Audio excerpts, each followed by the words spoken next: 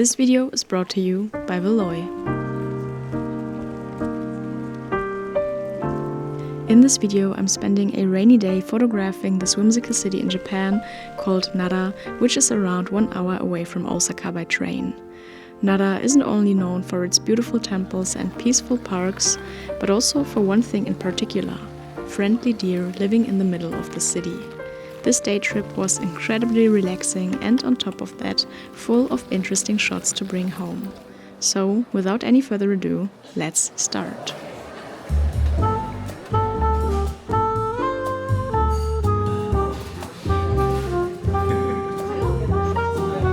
Sometimes the fate is not in our hands, and today it's pretty rainy, but we decided to go to Nara for a day trip anyway, because there are not so many days left where we can do these types of trips. So I guess today will be an ASMR rainy street photography type of day in Nara, but we'll make the best out of it.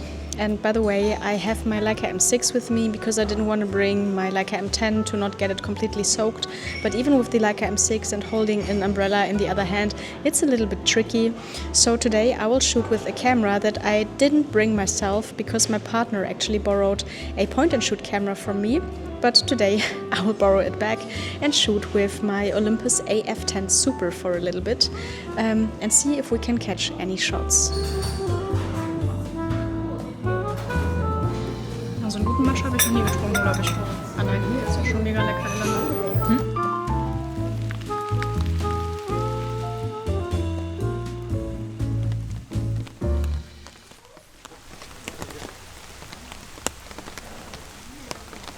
Let's talk about the elephant in the room, or rather, the deer in the room.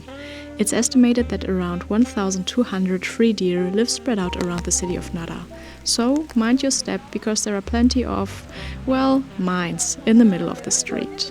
Of course, I've seen deer before, but not like in this place.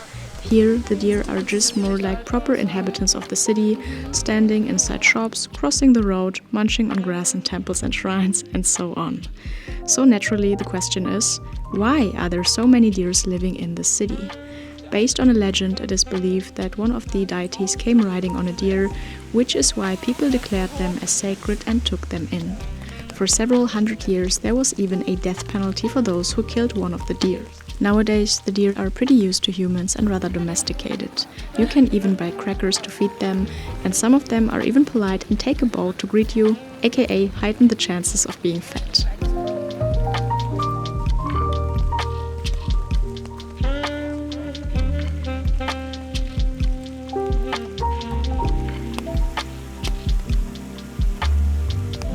The reason that I shot quite a bit of black and white here in Nara was purely due to the fact that that was the film that was still loaded in the Olympus point-and-shoot that I borrowed to and again back from my wife. It was a roll of Palm 400 film that I honestly don't really know much about. Apparently, the only official info I could find is that it's a private label panchromatic black and white film.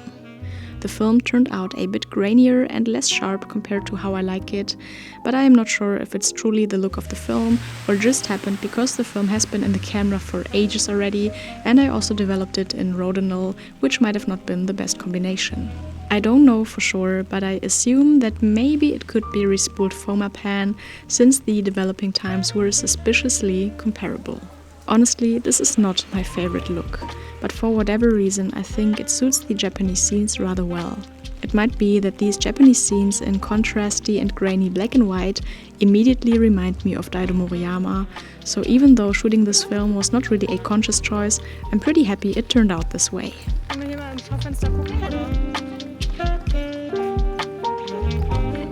After uploading the first video from my Japan series, I got multiple questions about my film scans, and because of that I decided to just show you.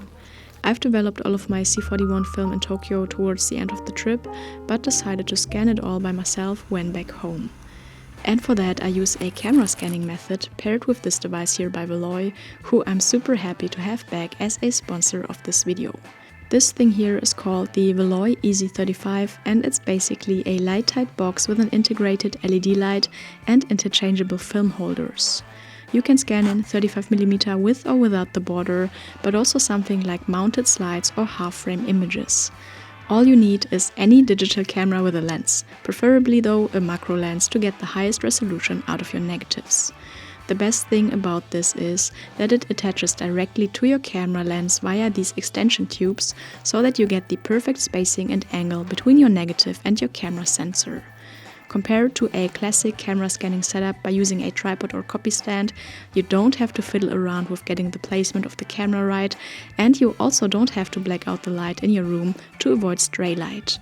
All you do is insert your film, take a photo and move on to the next frame.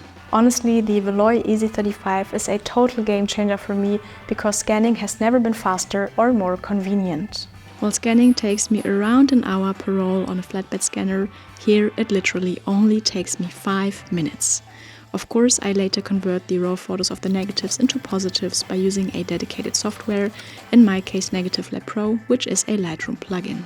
If you're interested to learn more about the Veloy EZ35, I've made a dedicated video about my whole workflow with it that you can check out here.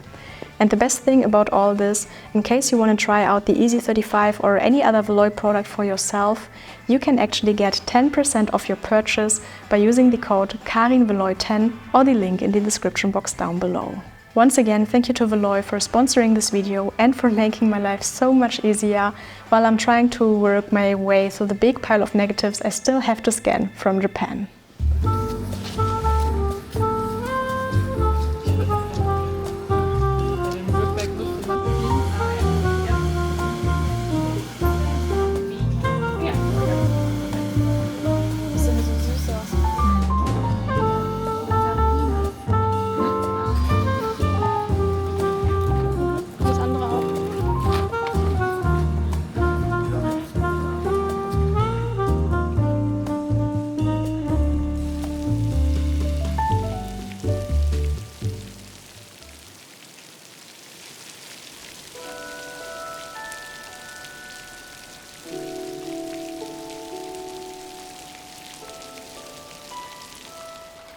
Not gonna lie, there are many temples and shrines in Japan, and after a while the excitement can quickly vanish away and it can get a bit repetitive or even boring to visit. However, I have to say that the Kasuga Taisha shrine and the Todai-ji Temple in Nara were one of my absolute favorites of the whole trip. First we went to the Kasuga Taisha shrine that had so many lovely details to it. The interior is famous for its bronze and stone lanterns that lead up the way to the shrine. Also, pretty much everything here is deer themed. The wooden plugs where you can write down a wish, as well as these tiny wooden figurines containing a fortune, were shaped like deer.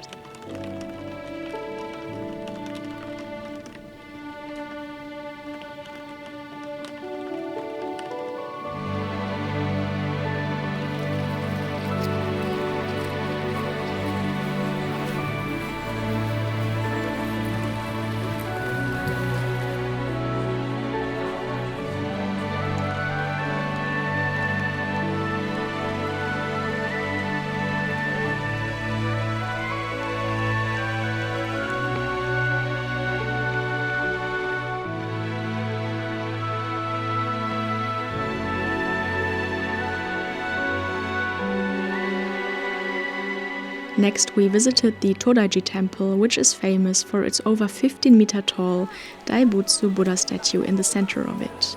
But the temple itself is rather spacious as well, letting you discover architectural details and other statues like these impressive guardians. One thing I found particularly interesting though was this hole in one of the pillars.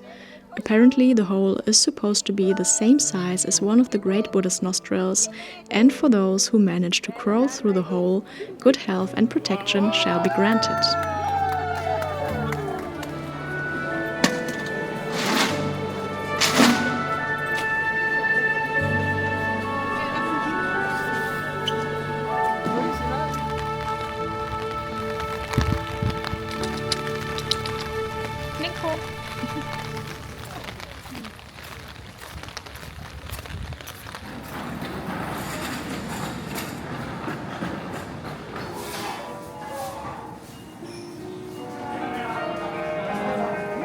We're in a, I think, Chinese restaurant.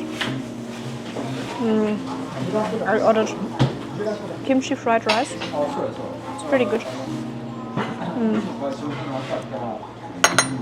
And I also have no idea if we eat this correctly. Why do we have so many plates? What do you do with them? But it's good.